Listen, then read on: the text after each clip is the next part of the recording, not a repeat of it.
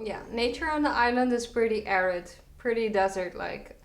We have a lot of cacti. We don't naturally have a lot of forest type areas. I always loved the magic of growing plants, ever since my first bean sprouting experiment in primary school. There's just something so awe-inspiring about watching new life develop right in front of your eyes. I've experimented with various crops over the years. For example, I placed the growing carrot tops in some soil after chopping the rest. And they would actually do well, until I'd forget about them or overwater them, and then they'd die. So even though I've always loved planting, I can't say I have the green thumb for it. I'm just gonna be honest here. I never gave our food supply chain much thought before the pandemic. Sure, I saw the value of growing your own food, but mainly because then you have control over what you expose your foods to, like pesticides. I couldn't imagine a scenario in which food would actually run out in this day and age. It was the lockdown at the beginning of the pandemic that changed my perspective. Because here in Curaçao, we were only allowed on the streets twice a week depending on your license plate number. So I no longer could get my groceries fresh every other day. And then of course there was the real fear of produce actually running out.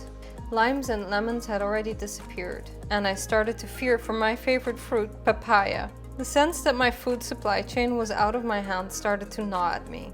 I felt dependent on outside sources that I had no control over, and I didn't like that feeling. It's that feeling of powerlessness that drove me to finally go for a deep dive into my own backyard. All the growing experience and failures that I had encountered over the years had helped me to prep for my mission. I had the ground properly plowed, added some chicken and cow manure to enrich the soil with nitrogen, joined the YouTube Academy of self-taught gardeners to gain insights and tips, and then realized that I was still holding myself back because I was waiting to find the perfect planting strategy. Did I want to go syntropic? How would I install the drips? Where do I plant seeds that need more sun?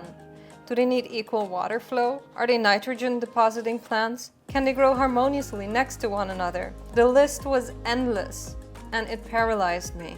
Finally, I decided the best thing to do was to just begin.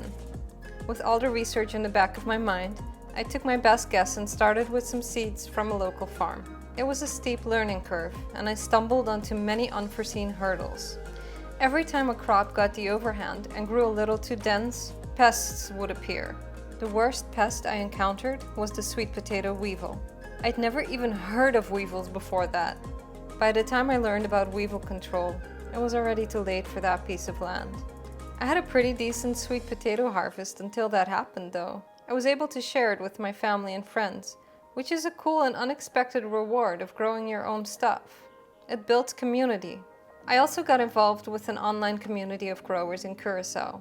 That was a lifesaver, because my self-made YouTube University shared tips on planting in other hardiness zones of the world. And this local community shared Curaçao-specific tips, dealing with exactly the same solar, water, soil, and pest issues. There's so much to say about my journey in the garden, but I won't try to fit it all into one video. Learning to grow crops can be overwhelming on your own. It's honestly a full-time job. It's a lifestyle choice. And if you don't love it, you simply won't last. But I do have some tips to share, and I'm going to apply them to myself as well. Tip number 1. If you're doing it alone, keep it small.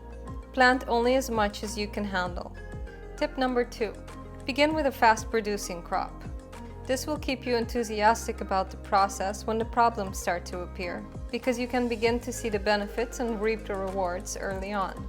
Expect to perform regular maintenance. Drip systems are a lifesaver, but they do need constant upkeep. Pest control also takes time, especially if you avoid chemicals like myself. Tip number 4. Harvesting is rewarding, but choose your crop wisely. Plucking sorrel buds can be quite time-consuming. So if you don't have a lot of time for harvesting, choose something that's easier to harvest. Tip number 5. Don't let the disappointments get the better of you, and see it as a fun challenge, rather than a life-threatening battle. Because, well, the supermarkets are still shelved with a good backup plan. Last but not least, enjoy the process and keep exploring. Ciao for now.